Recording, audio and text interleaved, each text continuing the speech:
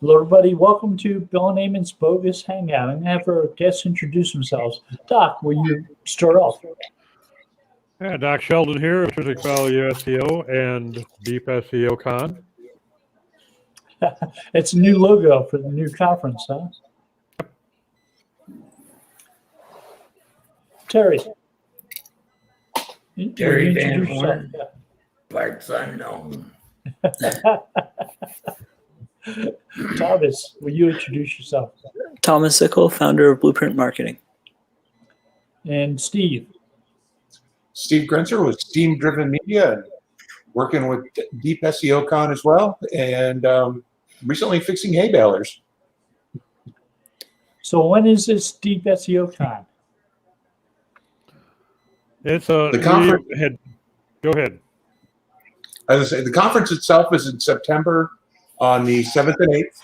It's a 2-day conference. We have an early bird special going on right now through July 15th. If you want to get in and save a few bucks. It's not very expensive to begin with. We just felt that it was important to charge something just so that people put more value on it themselves when you pay for something. As we all know, when you offer free services, people tend to not respect that very much. So we decided that a small fee was necessary. And that allows us to do some planning for next year where we can go back to the live event in Mexico with a lot better events and more than just the conference. What's the website you can find it to sign up? DeepSEOconference.com. Good to Is know. it Deep SEO Conference or DeepSEOCon.com? The URL is DeepSEOconference.com. We need to hire an SEO to do some work on it. Yeah, if we just Buy some new domains. relatively.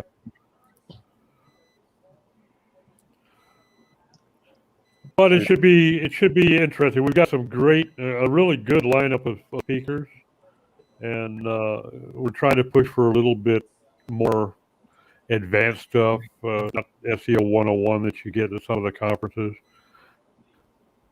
We could check out the website, and there's some good topics coming up. Yeah, I look forward to attending, and I will definitely be visiting that website, Deep SEO Conference, deepseoconference.com.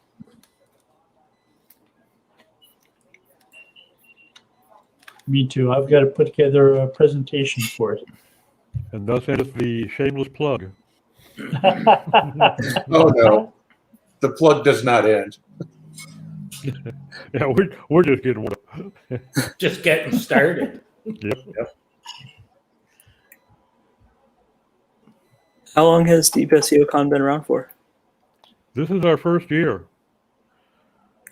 Oh, wow. We planned to have a physical event in Mexico, and it was going to be a 2-day thing there, but the conference itself was 1 day, and the second day was an elective deep-sea fishing trip. But between the questions around what travel restrictions might still exist, and then the doubts that some people were going to have, being uneasy to possibly expose themselves to others, we decided to go ahead and go totally virtual this year. Right. We were supposed to have our first conference last year. But with everything that was going on with COVID, we just stopped entirely. And this year, we decided to go ahead and go virtual because even though most places are opened up, asking people to prepare and do international travel this close to the end of COVID was probably asking too much. But next year, 2022, we will definitely be in Mexico, and we're probably going to do a 3-day event, 2 days of conference and 1 day of fishing, or some variation of that. But the idea is be something better than your standard conference. So it's not set up to just watch speakers and then drink and then or talk, mingle. Well, we like the whole speaker. I like the speaker concept, but most people get more value out of the social events that are tied to a conference. Yeah. So I would, we're hoping to keep the actual speaking time so that it doesn't eat up the entire day. Because a lot of the conferences, they're a grind where you're, hitting seminars all day long and no real time for anything. So we want to try to relax that quite a bit. Fewer speakers, better speakers, and then more events where people can gather and socialize.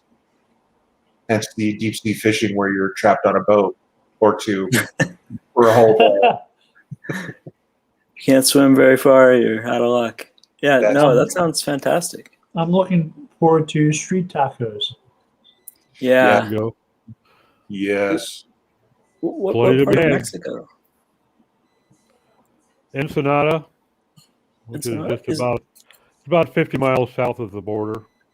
And that's Not where places like Rubio's found fish tacos and brought them to U.S. from Encinitas. Wow. So about 45 minutes from Tijuana, or the border, roughly. Yeah, Yeah. about 45 minutes to an hour drive. Fantastic. And we're probably going to have a shuttle bus for folks that are not real comfortable with driving across. That's great. That's a great idea. Yeah, because you can just fly into San Diego and the border's right there. That is the plan. But we have to do the virtual thing first. We'll do this, and we're looking forward to that. I think we're going to have a lot of speakers that people don't normally see, which is nice. That'll be cool. See some. Yeah, we've got speakers coming from Australia, from the UK, from the Caribbean, and some of them are already on board before we even had to make the change to virtual. So, we're really looking at a great lineup of speakers.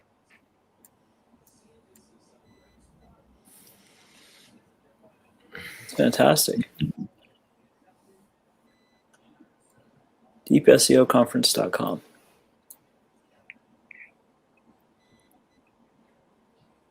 Anyway, thanks, Bill, for the space for the plug.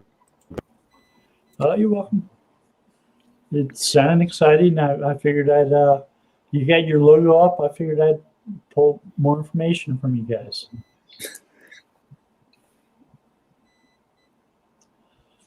So, how are we getting set up? How's everybody prepared for changes at Google with the content layout stuff? Terry and I were talking about this a little bit before the start of the show.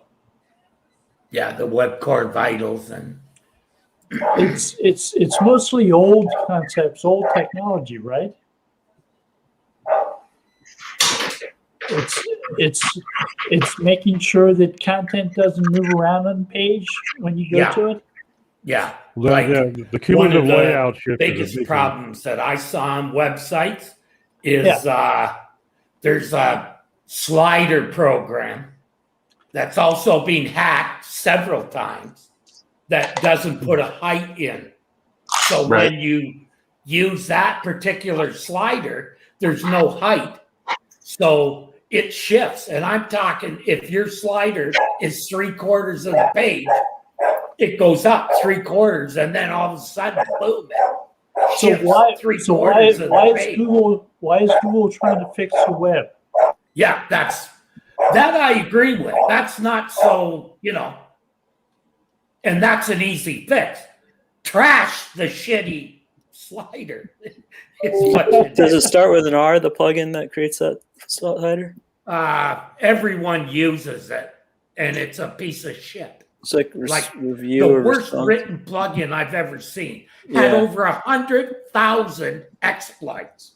Yeah, that's the one. 100,000. It's like response, I think. Yeah. So, they're irresponsible because they knew and didn't tell anybody about it, which makes it even worse. Terry, I would have to question as to whether they even knew. Pardon me? I'd have to question as to whether they really even knew that they were not not doing it right, but because they made so many screw ups in correcting those, supposedly guarding against those exploits, they made things worse 3 or 4 times. So I have to question whether they really have a handle on how it's supposed to be done. Clueless as far as I'm concerned. Like now, whenever I see it on any site, I trash it immediately. Like, don't even have to think twice about it for that reason, and also the content.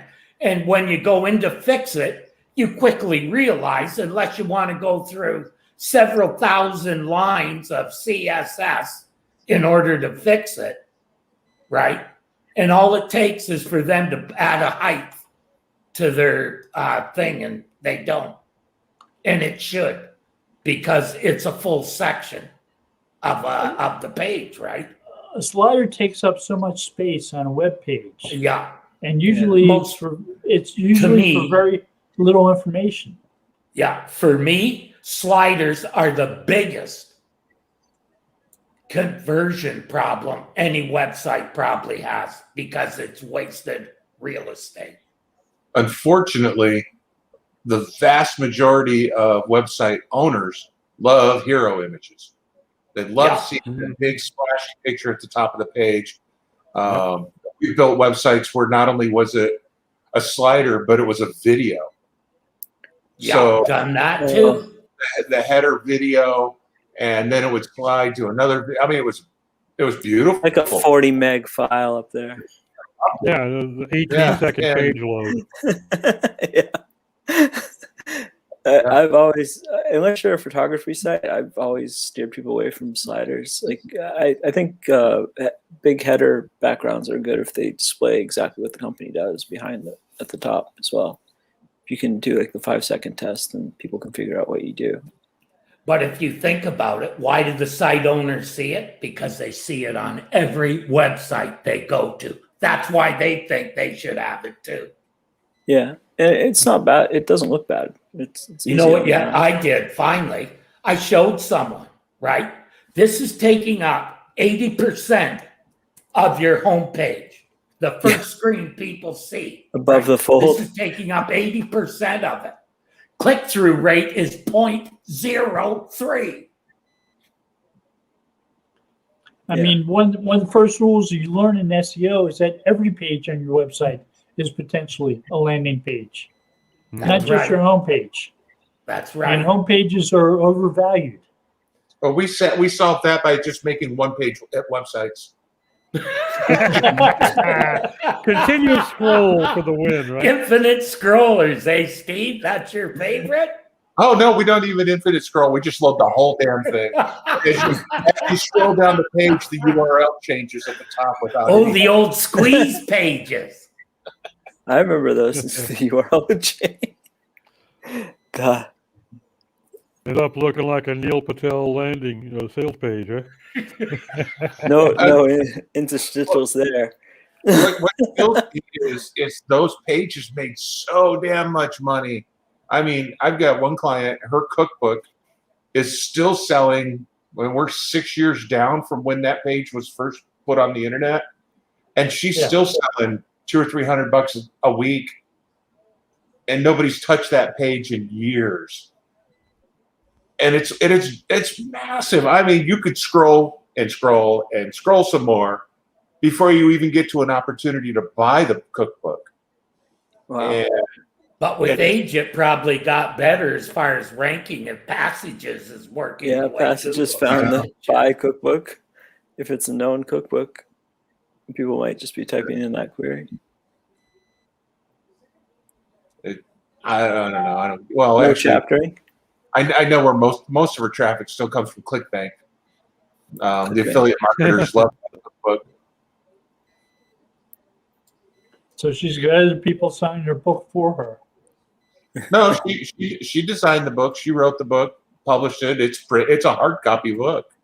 ClickBank, it's like an affiliate program. People can put that book on their site. Like I was saying, as an affiliate, other people are selling the book for her. Right. They're not writing it. She's written it. It's a good game if you can find a couple of hundred stupid people to do it for you.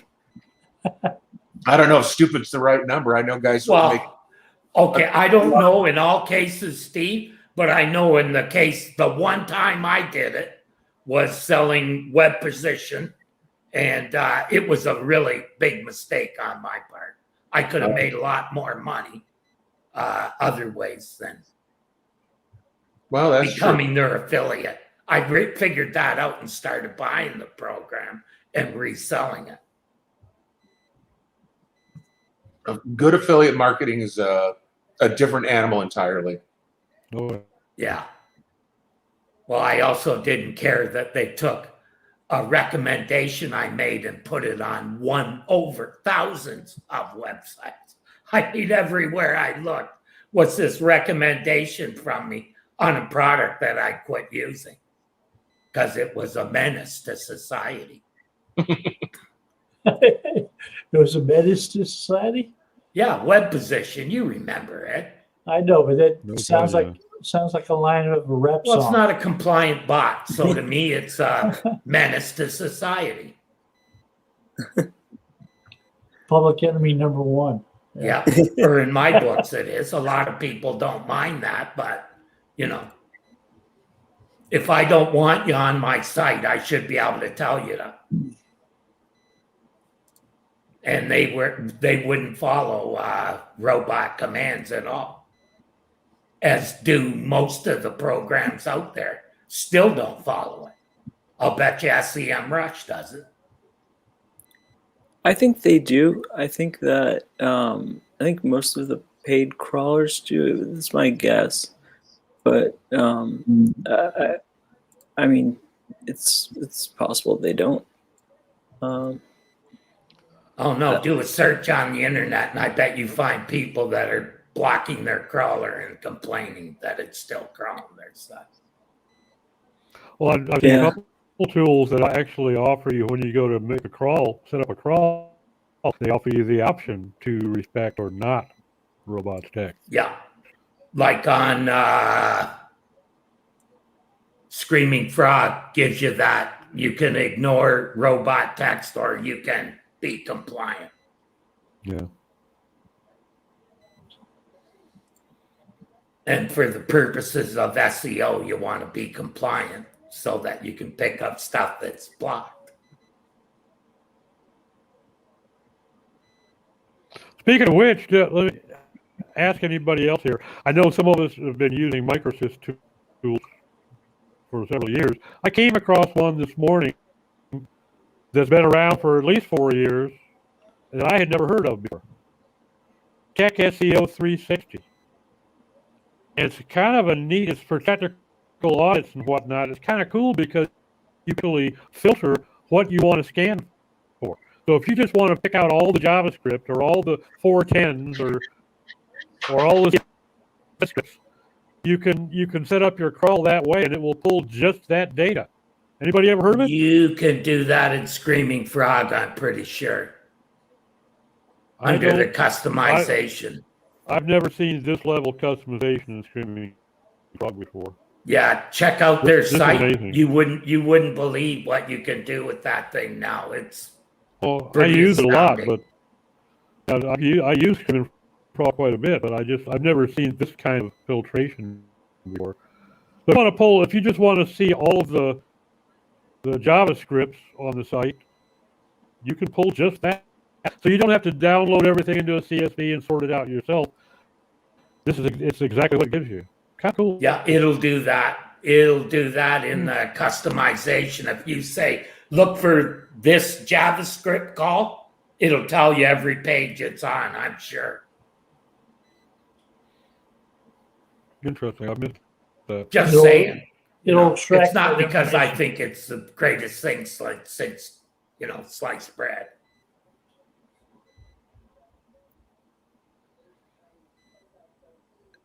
I think Screaming Frog has been very good at getting a lot of extract a lot of data from it. It gets better every month, it seems like, or week, however often it updates. Which is pretty often. But yeah, what's the name of this new tool again? It's TechSEO360.com is their website. Tech SEO 360. It's a Thank you. microsys product. Okay. Yeah, I'll check it out for sure. It sounds like it's definitely worth giving a whirl. It's got a The 30 people who own day free trial. Sitebulb and Site Crawler, those kind of sites, are they all SEOs too, or Actually, Are I they know just the guys who build want to. programs? Sitebulb is Pat baby, and it's basically it's a direct competitor of Screaming Frog. They both of them, they really drive each other a lot in a competitive stance because they've both been improving dramatically, going head to head. And I like Sitebulb because its UI is a little bit more intuitive, and it's a lot easier to really drill down. Basically, every screen you get to in Sitebulb, there's some clickable information readily visible to you that you can dig a little bit deeper in some aspect. Where it's all there in Screaming Frog too, but you got to know the tool and you got to know where to look some of it. Sitebulb, but both of them have been on a major improvement drive over the last several months. They have been. I kind of attribute to that because of their competitor. They're going head to head against each other, so they've both been getting better and better. Yeah, I think Screaming Frog may be checking schema now too. It is. Don't quote me on that, but I believe I saw that too. It'll check structured data and check if it's valid or not too. They also look at CWV, both of them. Yeah, that's just my, that's the one I've always used. Cool. I love it. I found it the easiest to work with. Well, I got tied into the some beta testing with the Sitebulb, and I love it mostly because of the UI. Like I say, the results that they were offering were also available on Screaming Frog. I just found the UI a little bit more pleasant to deal with. Yeah, but they have both online, or is it running off your machine or online? I run it off my machine. There may be an online version too. I'm not sure, to tell you the truth. Oh, okay. I run it off my own machine. Yeah, I like that it runs local because it'll run a lot faster. Like, you're not waiting with Screaming for Frog, if you are doing the same sites monthly, it'll do the whole thing in a couple of minutes. Like, it doesn't take it long. Yeah. Yeah, no, it's very fast, and I also think OnCrawl and Crawl are great crawlers. So is Spotify. If you want to go the route of trying something that's online, I use all of those, and I think that they're fantastic. Yeah. But like I know the problem with a couple of them that I've looked at is I don't like programs that try and tell me what's right and wrong with the website. I just don't want to hear it from them. I just ignore that shit. Yeah, because half the time they're wrong, dead wrong. Like when they're trying to tell you this link is toxic, I didn't ask you. I just want to see. Well, not just that, just stupid stuff like, your title tag is over 60 characters. Bullshit. Like, first of all, if you're going to tell me I'm wrong, have the facts straight.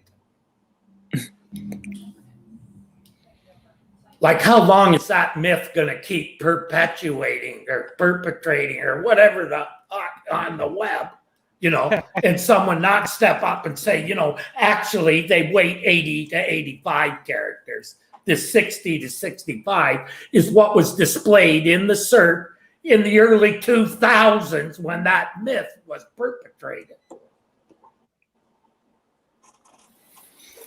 That's a good point. Don't hold it, Jerry. Say what you mean, man. I'm an evangelist on that one. Sometimes it takes a long time for a myth to die. Yeah. Or people are just stupid enough to believe everything they read.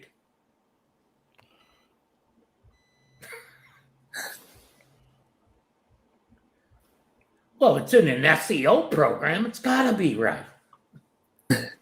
Yeah, how about the one that's telling you because you have short sentences that your site or long sentences that your site isn't readable? Yeah.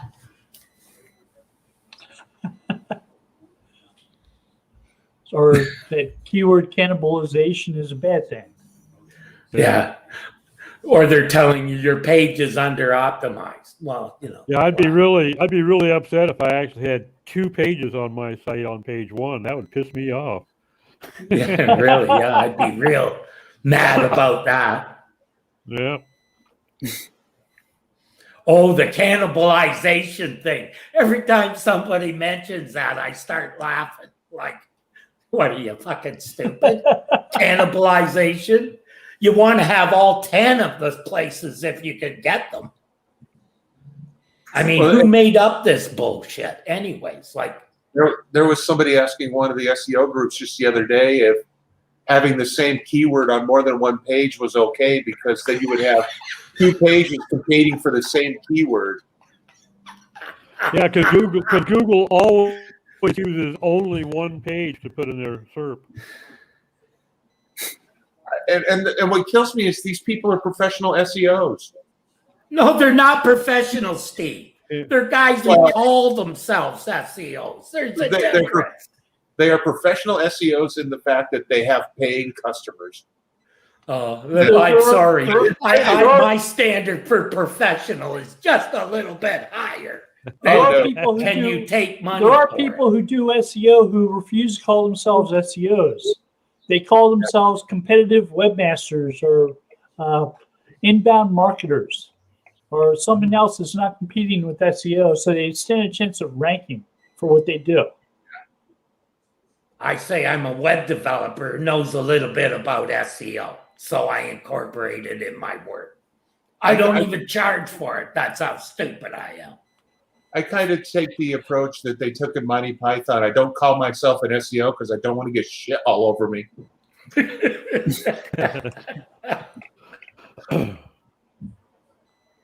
I love the ones that call themselves gurus and experts. Oh my God, yeah. If that's not coming from somebody else, it doesn't mean squat. If you're the one that has to say it, you just poisoned your own well. Right. As I tell people, as a former forum administrator, where people chose their own usernames, so the number of people we had who would call themselves SEO experts just continued onward and onward. We delete them as fast as we could, as soon as they call themselves SEO expert, and then got to ask, how's this page rank work again? Or how do I 301 redirect? What's that? What It's do a I robots.txt file. what do I deliver to a customer? You know, I'm doing SEO for. Yeah, I just got my first client. Where do I start? And how much do I charge? Yeah, how much do I charge? You gotta love it. Answering a lot of questions on Moz. I got to the top 10 in Moz, and I got a lot of those questions. My client wants it. I'm like, oh man, like you're asking for help about this, and you don't have a clue. So Thomas, which link on a page counts the most? The first time the link appears, or the second time? I'm gonna go with that they're equal. John Mueller said it's all nonsense. Yeah, that's what I agree with. Because if it shows up on the page once or twice, it's irrelevant. As long as The Moz line was, it's always the first one. Mm-hmm. And I didn't follow. Even if it's in navigation with no context or nothing. Wow. Yeah, Google loves links with no context. They scour the web looking for links with no context.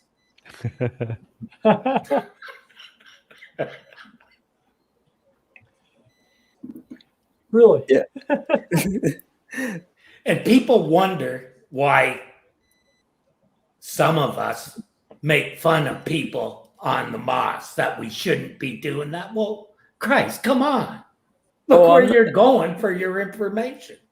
I'm not defending Moz in any way. I just started in 2011, started answering questions for people. So like I just used it as a way to honestly get clients and to, answer questions. That's about it. Yeah. Nothing crazy. Like I didn't really learn from their system. When I get emails from a client and said, I read this on Moz, I responded by saying, when you find a reliable source, contact me. Until then, I'm not even going to look at this. At least it's an upgrade from the Warrior Forum. Yeah, just a little bit of an upgrade, Steve. Not a lot.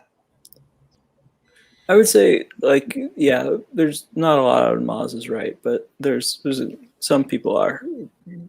Some people are definitely. I mean, there's some good articles once in a while. Bill, you've written some great articles on Moz, but it's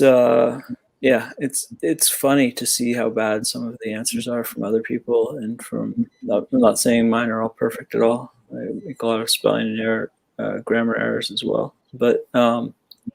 I didn't learn from Moz's system. I learned from everything else. So I don't disagree. Like I think their tool set and the fact they just got purchased by an email provider is sad. But a lot of people use them as an entry level program. So if you're looking for clients and you're me in 2011, start answering questions.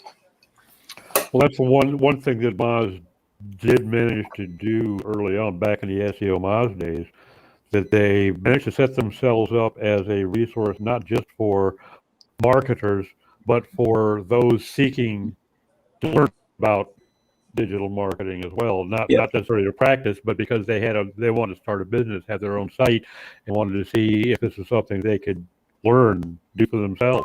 So they've got a dual pronged audience. And which they still have to a large degree, simply because they managed to establish some credibility, earned or not, by their prevalence online. So they've got users out there, not just practitioners. Unfortunately, Oh, no, I don't think a good target audience is one who want to try and teach themselves. Not for my services when I was in business. If you're selling subscriptions to your tool, it ain't a bad deal. For sure. Yeah, I get that. Smart way to. That's literally the main reason that that's the whole thing. That's the whole reason I kept a Moz account was to, and then I found out later, because I had already answered so many questions that I passed to the point where I didn't have to pay for. I've been paying for it for, I don't know, 5 years by then or something. I don't know. Like, oh gosh, I don't use the tool sets. I sadly, if anyone's watching from Moz, sorry, and I don't actually like really look for advice there. I just answer. I've asked 3 questions there, I think, total. And their new ranking system of how they rank people for answering questions, I think, has gotten better. Because now they don't give you free points just for replying to anything. You'd see people stack URLs in there and try to, I don't know what they were thinking, try to get them indexed or something. And they would get points just for typing anything. And now it's a lot different. It's a lot harder to actually answer questions because they don't have a response tab where you can just go to see people that you've answered their questions. It's all just about, like, you have to hit the follow and then you check your email. It's annoying. So I'm not a fan of the new update, even though it is mobile friendly. But then eye contact, I guess that's their problem now. So, anyone else seeing any flux in the results? I don't see it on any of my websites. I've seen uptick, but nothing really crazy. No, I haven't seen any changes Yeah, on any of 'cause mine. at all. in the news there was 4 pieces on, there's an Post update. update. There's an update. Only one of them was confirmed. Like, we started working with some companies, and as soon as we started working with them and adding things, they saw more traffic. But that's typical. Yeah. so nothing really unexpected.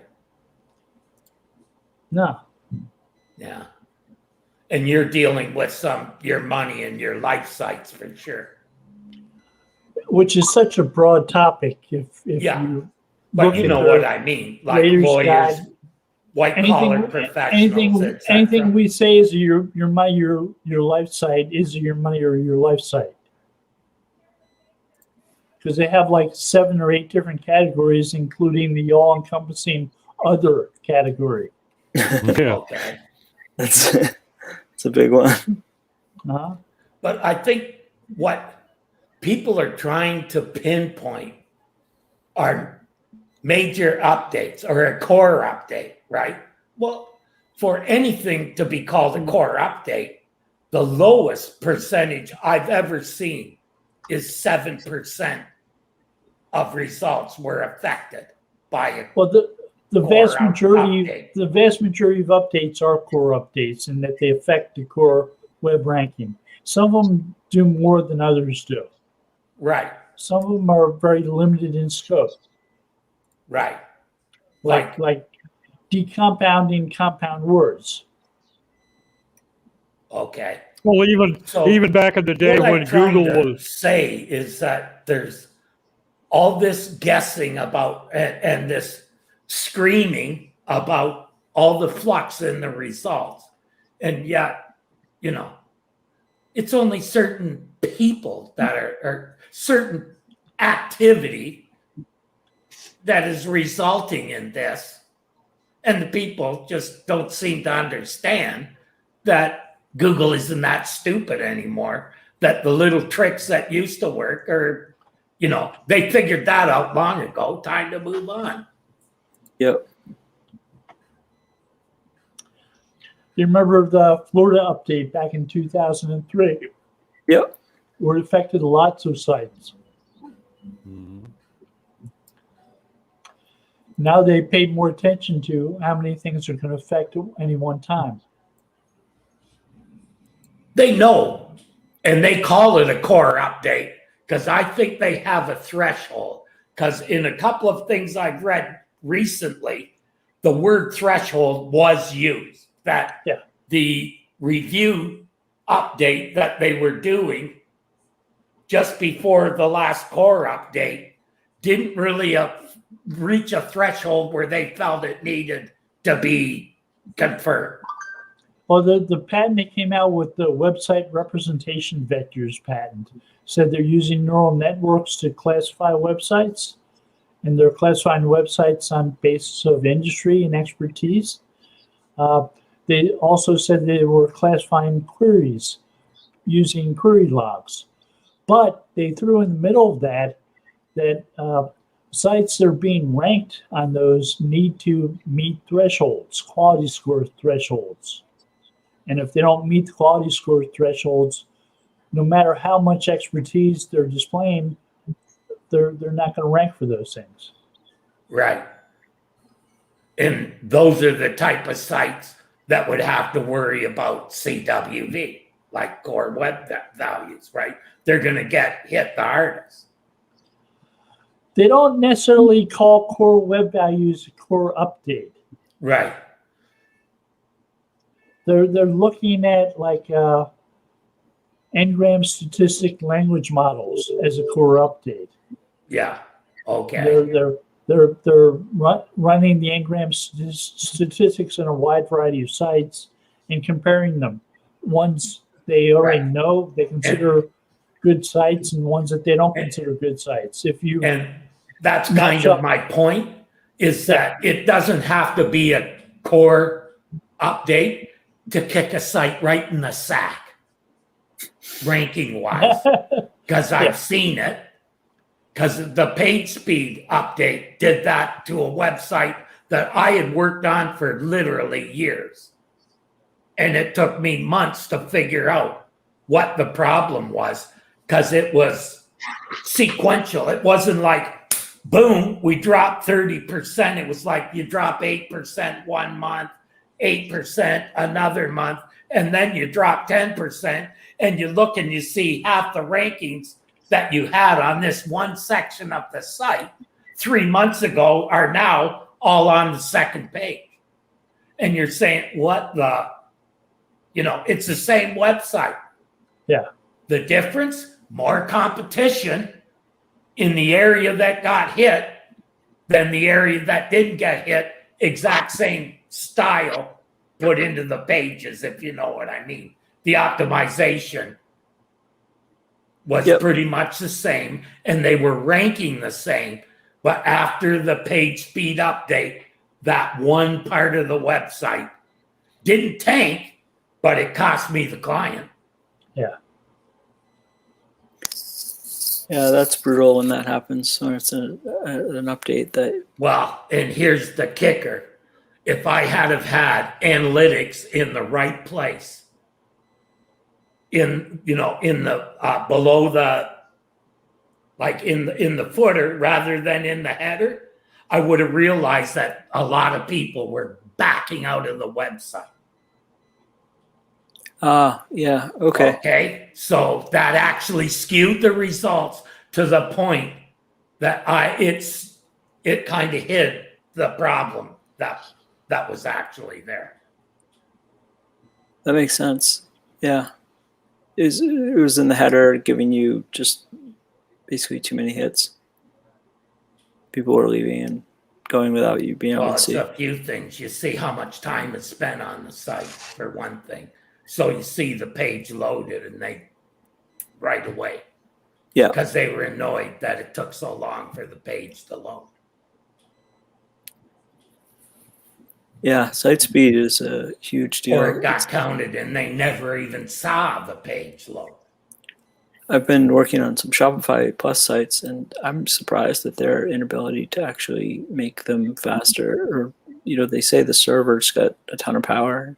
It seems pretty quick, but the apps that you have to, you have a certain amount of apps that e-commerce stores sometimes require. And then you have private apps, which you can build yourself or have a developer build them. But the amount of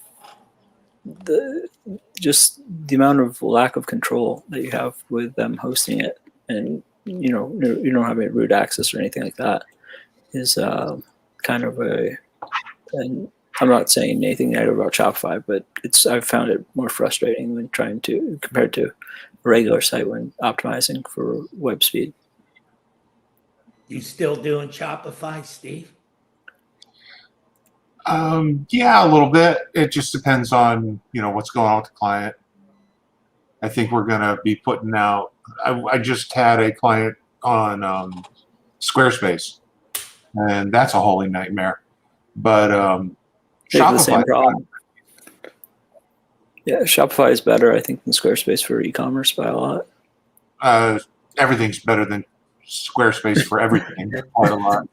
Square pegs around square peg going into a round hole. Oh my God. Yeah, it's well, we were trying to do something and talking to Squarespace, and they're like, "Oh, well, you need to talk to your website developer, and they need to write special code for this." I'm like, "I am the website developer, and your shit makes no sense." Like, oh, we can't help you with that. It's like, okay, I will solve the problem in about 30 seconds. We're moving to WordPress. Have a nice day.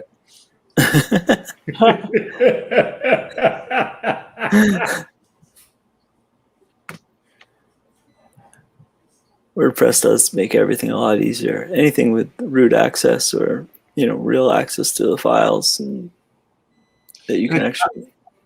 It's not like we were even trying to do anything hard. It was just the kind of stuff you're used to being able to insert into. Well, we needed to insert some JavaScript, and their system is designed to not let you do that because JavaScript's dangerous. You're making malware injections on your own site. Yeah. Yeah, you don't want to make them look bad when you're hosting your site. I don't know what they're thinking. Yeah, Squarespace, I've luckily. Well, JavaScript can be a little problematic if you let everybody do it. That can make it even more problematic. Not everyone is as smart as Steve. Right, but if you have your own site, they should let you break it or do it. Like I've never disagreed when a provider says we don't want that on our system because they know better what they can handle on their system than I do. If I don't like it, like Steve, I just move. Yeah. But your provider currently doesn't say anything like that, right?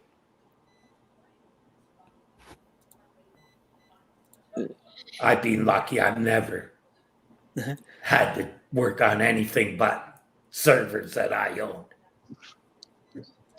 Well, except for I did have some hosting on some Unix servers for a while. Yeah, I think I think Apple is actually trying to make a break into web hosting, which would be weird unless they're a lot faster than everyone else for some strange reason that we all can't figure out yet right now. Yeah, but I it'll be don't think they'll make a $99 a difference. month. That's what I was about Yeah. to say. Maybe triple the price. It'll be overpriced. That's Yeah. definitely. I know that Amazon it's has worth like, $10. And- Well, then we should sell it for $100, right? And it'll be Yeah. obsolete every 3 months. Yeah, and you have to upgrade every 3 months at $10 an upgrade. And you're not allowed to do the upgrade. Other people need to do it for you. You need to overcharge you for doing it. yeah, Apple's website tool. I mean, they're a Unix based system, but I don't know why people wouldn't just use Linux or Unix itself instead of. It may have a Unix kernel, which is true, does, yeah. but it's not a Unix-based system. There's a difference. It has a Unix kernel, Right. right? Yeah, you have terminal and all that stuff, but it's Well, it does make a difference that it's just the Unix kernel. It means that some Unix stuff will run on it, but Yeah, it doesn't mean not it everything. runs like the Unix OS. right. No, it doesn't. It's Mac OS. Yeah, you're right. It's got a good kernel, though. Yeah, it does. Too bad the general in charge is an asshole. Jobs used to be quite a prick before he moved on. That guy was wow. But I think that I don't know. I'm a fan of Apple. I like their products, even though they don't let me upgrade my RAM and things like that. I think they make good door stops. My father had used one to put an iPhone underneath a table that was wobbling, and I was like, "What the hell?" And then he's leave it there. Okay. I had a Unix server for a little while because it had the Unix kernel and I could use it to do send mail. That was the only reason I had it. Yeah.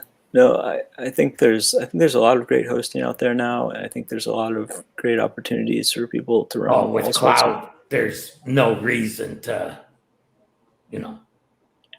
Yeah. to own it. You're an idiot if you own your own servers. Oh yeah. I'd say probably when I had 4 servers, I'm probably saving $2,000 to $3,000 a year just in air conditioning charges. Yeah, there's no way you could keep I could have turned my heat pipe off speed. in the winter in those 4 servers when I heated the living room where they were in a closet. I had a client in Maine who had 2 servers in-house, and then there was a huge ice storm. Took down the power for 2 weeks right where they were.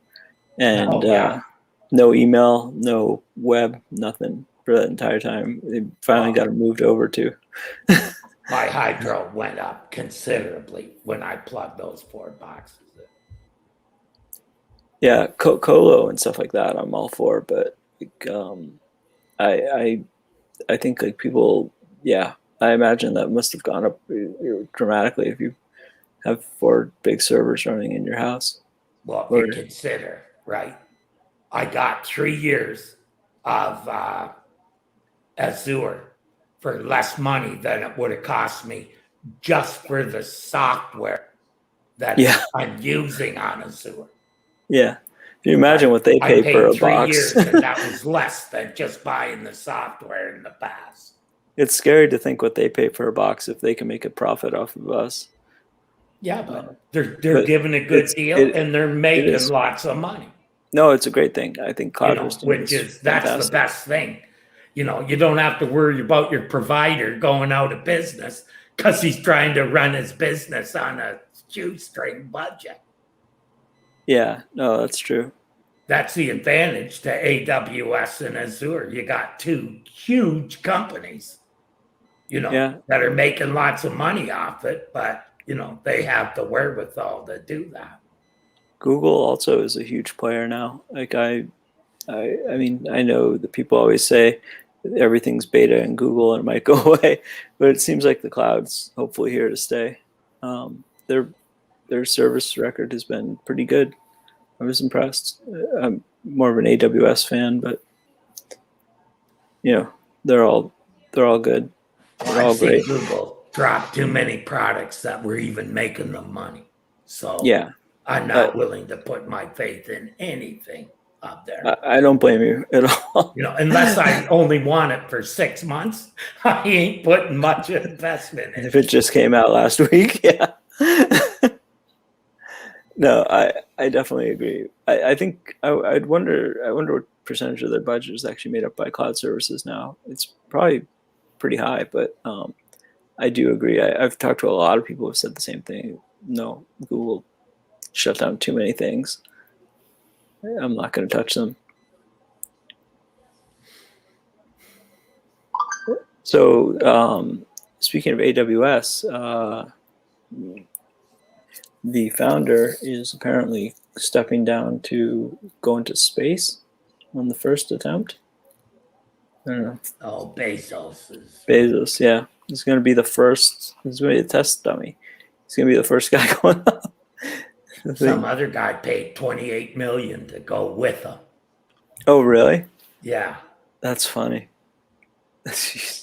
I'd say like 11 minutes. P.T. Right? Barnum would say there's a sucker born every day. So there's a new update for July coming.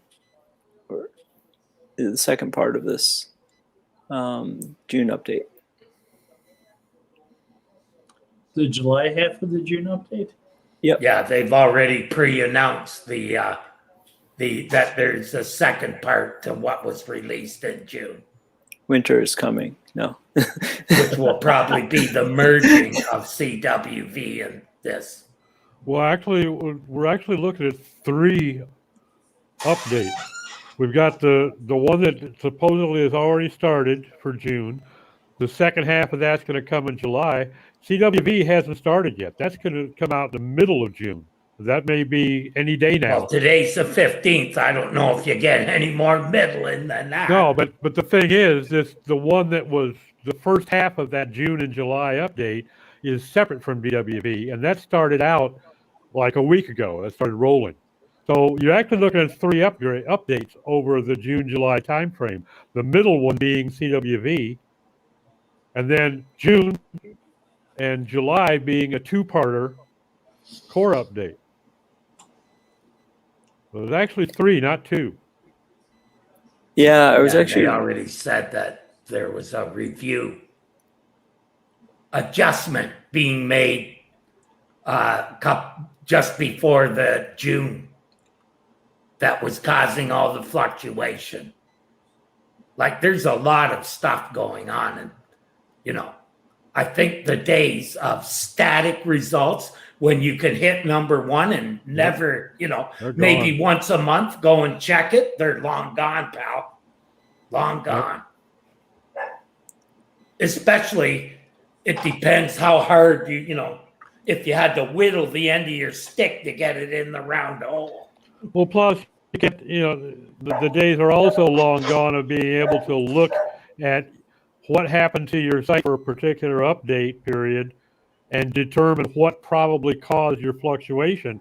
Because now they're doing 36 things at once. Which one? It's like trying to troubleshoot something, change 6 items. Go ahead. Tell me which one fixed it, which one broke it.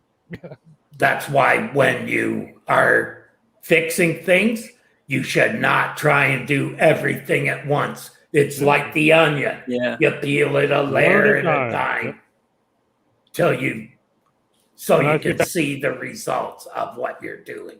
And I You think check- that's part you of check- Google's strategy too, is to hit You check several one, things at once. yeah.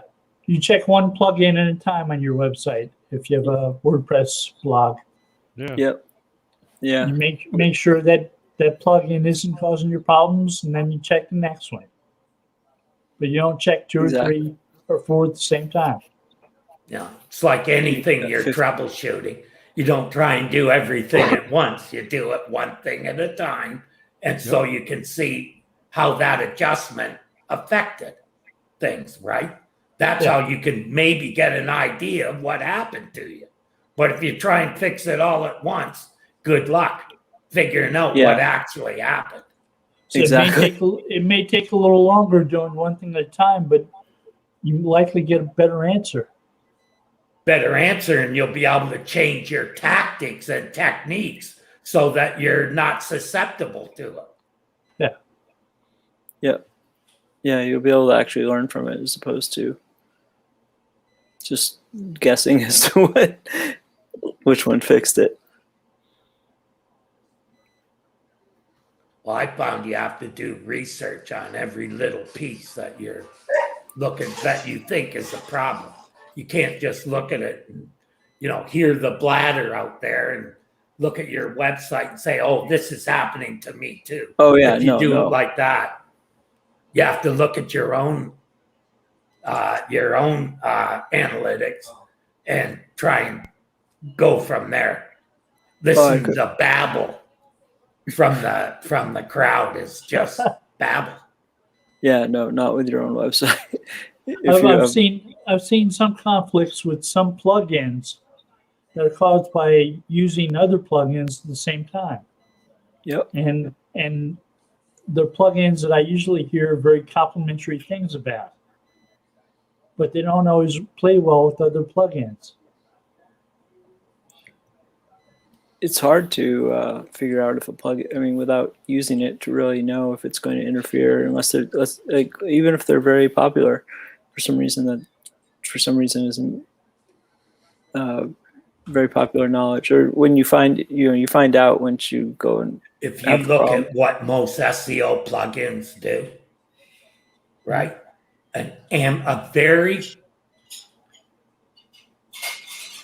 With just a little bit of knowledge of PHP and JavaScript, Mhm. you wouldn't need a single plugin on your website.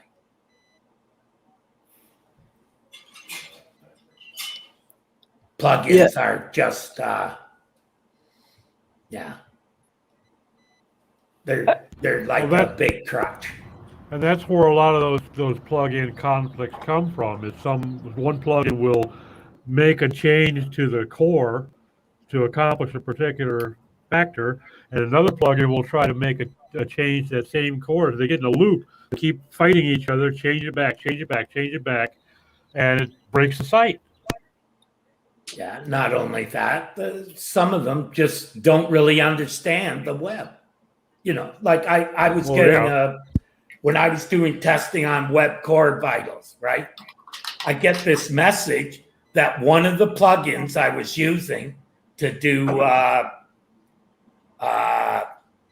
pricing page, right? Both pricing tables had set the viewport, and you couldn't make you know how you can tap the phone and make the print bigger so it's easier to read? It had disabled that. I didn't know it until I was checking Web Core Vitals, and it said, "Hey, you got a problem here." That's one thing that I think this will do is SEOs and webmasters are going to learn a lot about how things really work, right?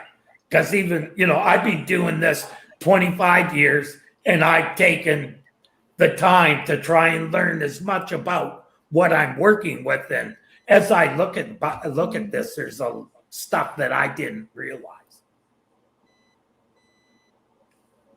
You know, so and constant learning the simple experience. stuff Learn more like every day. I look at a page and I see a blue bar with white text on it, and I think, oh, Yeah. that's fine. You know, no one's going to have trouble reading that. Well, then you actually go and put it through an accessibility test, and it doesn't pass.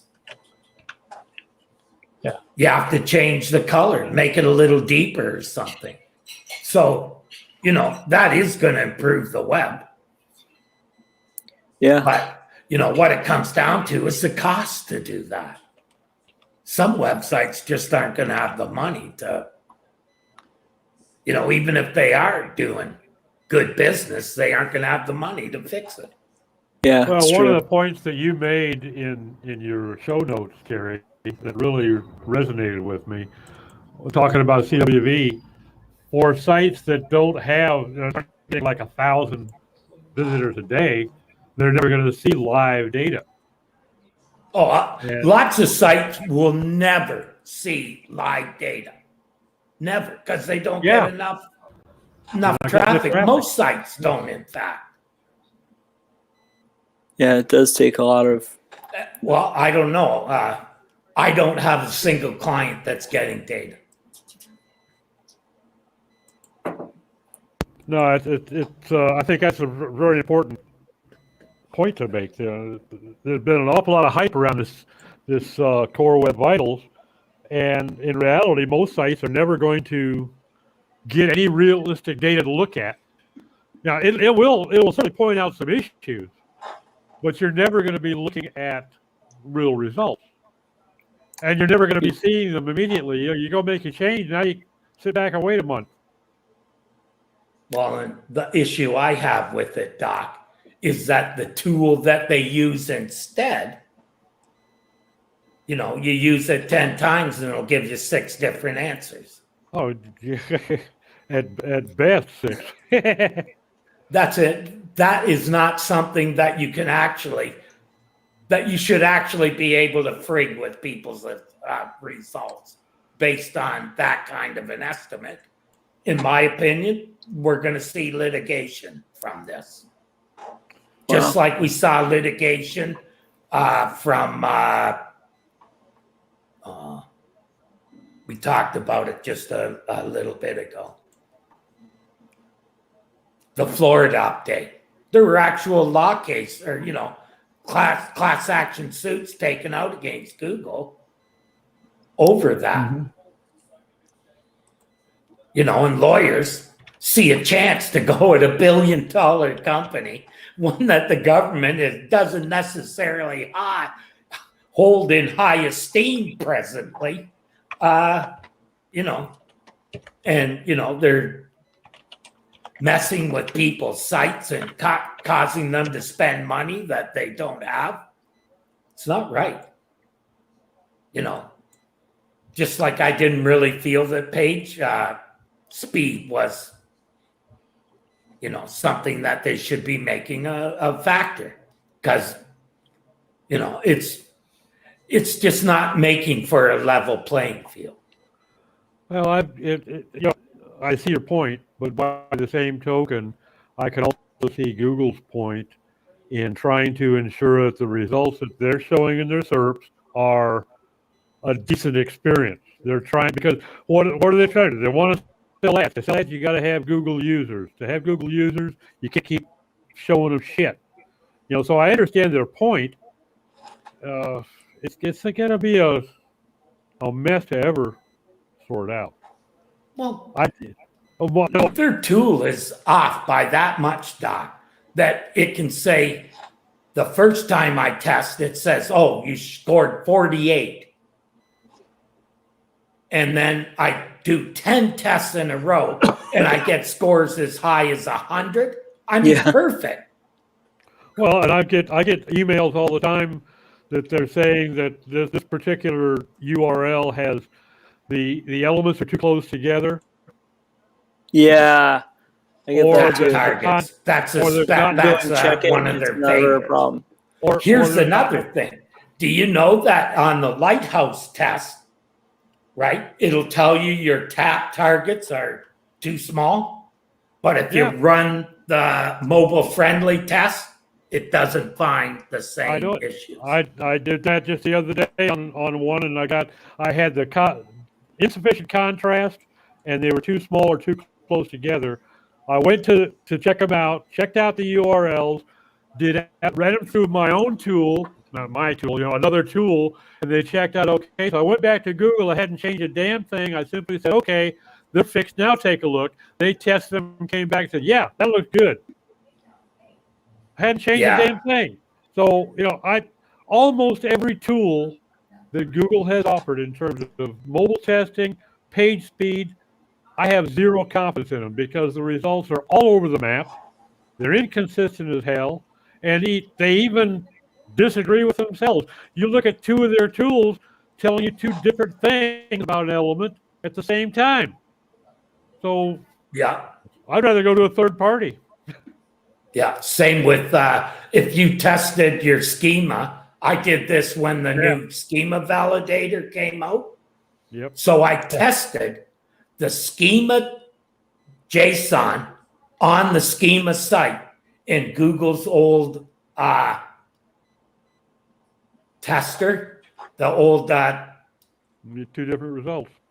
yeah, the old one they had, and it actually found errors and warnings where schema itself, their validator, found no problem with it. But if you look at what Google was calling an error, it was stuff that was beneficial that they use in their results. For instance, pictures. Well, if you read their terms and conditions on some of those tools, you'll find that there's usually a clause saying that this is the way we look at things in order to ensure that we're providing, okay? So basically they're saying we're going to change the rules on you to our advantage.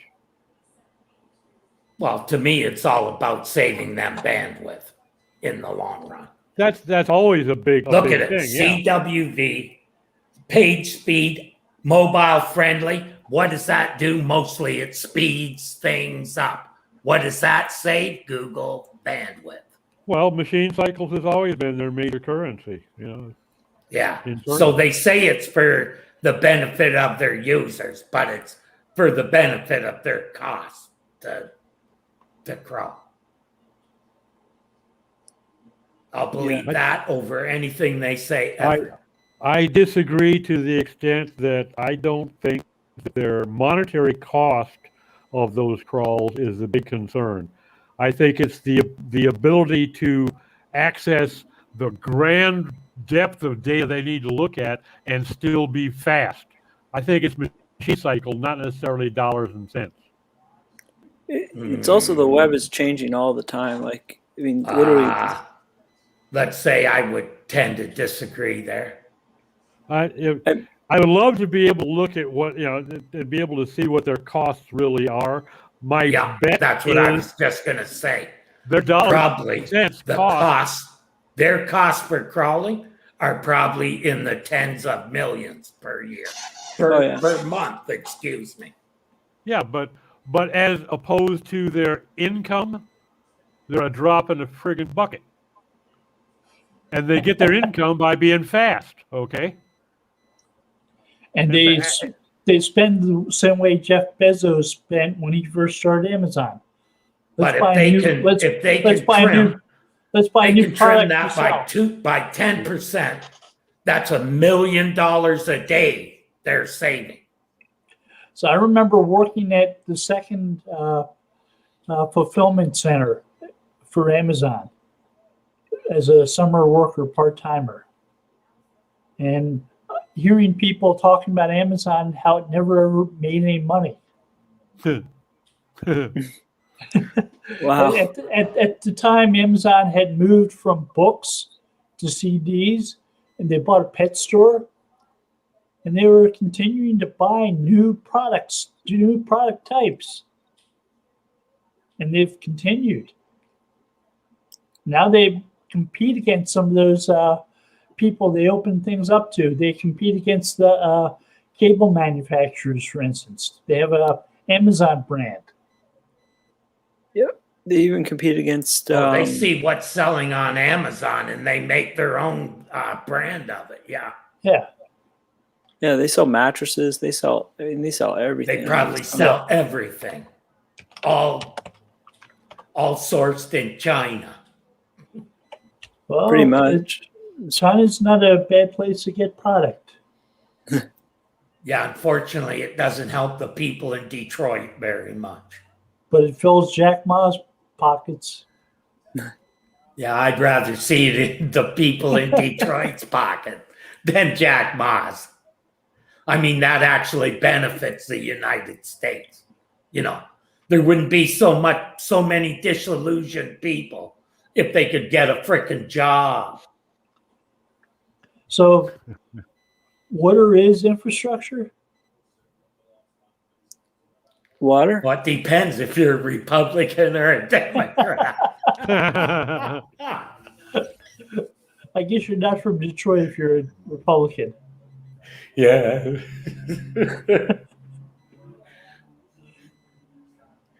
If you're a Republican, if it was invented before 1950, it's not infrastructure.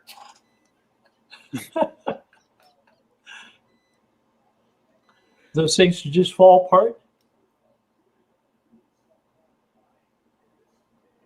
Pardon me? Those things should just fall apart. I mean, I know bridges. Yeah. I know right. bridges that are that old. We build it and just let it go until, it falls apart. Someone die, 10, 15 people die, and then we'll fix it. Sounds like a great plan. But no, it is how it works. How many people have to die before they'll fix it? Yeah. It's like how many people have to die as they're building it. That's true, too. Yeah. I mean, it's a standard measure for skyscrapers and bridges. Oh, that is true. Yeah. It is frightening to think about. Wow. Things have gotten safer, but not that safe. No, it's not. It's 13 after, so it's the end of the show. To tell everybody goodbye, and we'll see you next week. Thank you for joining us. The Thanks, creek everyone. don't rise. Bye, everybody. Bye. All right.